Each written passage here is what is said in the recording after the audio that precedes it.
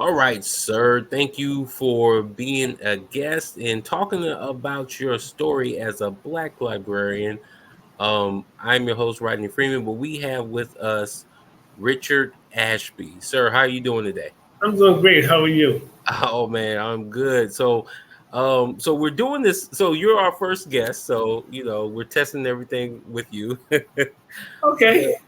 But we're doing this. So we're doing this documentary about Black librarians, and we're also doing these web episodes because we can take a deeper dive into um, a specific or a librarian story and ask more questions than we can with the documentary. So we really are honored to have you on here as our first guest, and we want to know more about you, how you got into librarianship, and then what you're doing with your skills outside the library. So can you tell the listeners how you got into librarianship?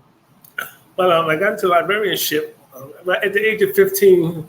My mother told me that I would be a librarian, and that was the funny thing I've ever heard because at the age of 15, I was reading 2 grade levels back, and I had a friend that was getting ready to go to the library on a Friday night, and I was teasing him, and my mother said, "Stop teasing him because you'll be a librarian one day." So that's that's what started it. But I started out as working as a security guard in the library, and somebody came to me and said, "You should be the security guard at the new library." And I was like, "Security guard? I have a degree in political science." They're like, "But you don't have a job." And so be a security guard until you find a job. And I went to the library and became a security guard. And the director at the time, Mr. Cherry, he was the only one in the library, a Black man. It was a brand new library out on Long Island in Whitedash. And it was him and I in the library for about 2 years. And he put me in the children's department. Then he put me in the teen section. I sat behind the reference desk. He sat me in the back with procuring books and cataloging books. I'm not cataloging, putting the stamps on the books and everything. And then he promoted me to the custodian one year. That was a great thing. And wow, I got promoted to the custodian. And then when he retired, there was a fight in the library in January 2005. There was a fight in the library, and 2 kids, little Jamisha, and I can't remember the young man's name, and they were like 8 and 9 years old, 9 and 10, and she was beating the stew out of him, and the entire staff was white, and they were clutching their pearls, and two Black kids are fighting, and I went over and I broke up the fight, and I said, "What are you fighting for?" And neither one of them would answer, and finally I said, "What are you fighting for? What's the fight about?" And Jamisha said, "He called me a name." And I said, "Well, what did he call you?" She said, "I can't say it." And I said, "Oh, what did you call her?" And he said, "Well, I called her a Negro." And the white librarians clutching their pearls, and I said, "Oh, well, why did you call her Negro?" And he said, "Well, because remember, this is in 2005. And he said, "Well, in the book you gave me, it says Dr. Martin Luther King and the other Negroes marched. And she looks like them. She looks like a Negro." And I said, "Oh, girl, stop crying. Don't cry. I was a Negro." And the librarians are like, "What? But you can't say that." And I said, "Oh, were you ever a Negro?" And they made me get off the floor. I went in the back, told one of the trustees what happened. She told me to get out of her office. She said, "You've been here for 15 years complaining about the white librarians. The director retired. I'm going to retire. And you're going to be here as a glorified custodian, page, aide in the library, and the white people are going to run the library, and you're going to be giving the library over to white people in the Black community." Next day, somebody told the Antioch Baptist Church came and gave me a $100 check. They said, "This is a degree. This is seed money for you to get a degree. Not going to get you a degree, but it's saying we believe in you." The Community Development Corporation came in. They gave me $100 the same day. They said, "We heard what happened yesterday. We heard that Antioch Church gave you $100. We're going to give you $100. It's not going to get you a degree, but it's seed money." I went up to Queens College, applied to get into the library science program. They said, "What do you want to be?" I said, "I want to be a director." They said, "No, sir. You don't go to school to be a library director. You go to school to become a librarian, a public librarian, academic librarian, a children's librarian, a media specialist, a special librarian, an archivist. What do you want to be?" I said, "I want to be a director. My library needs a director. They said, well, you have to be a librarian for 5 to 8 years before you're a director. I said, no, I come to be a director. You don't know the God I serve. I really did. I said, you don't know the God I serve. There's a black lady. She said, I don't know the God you serve. I said, yeah. I said, I don't have time to be a librarian. My library needs to be a director. She said, okay, we go to school and get your public library degree and become a director, Mr. You don't know the God I serve. Graduated in May, was offered the job as director of the Wyandanch Public Library in June. Wow. Wow. That's Yeah, the state wouldn't let me become the director because I hadn't passed some kind of test. Okay. A couple of weeks later, I lost that job. Being there 15 years, I lost that job.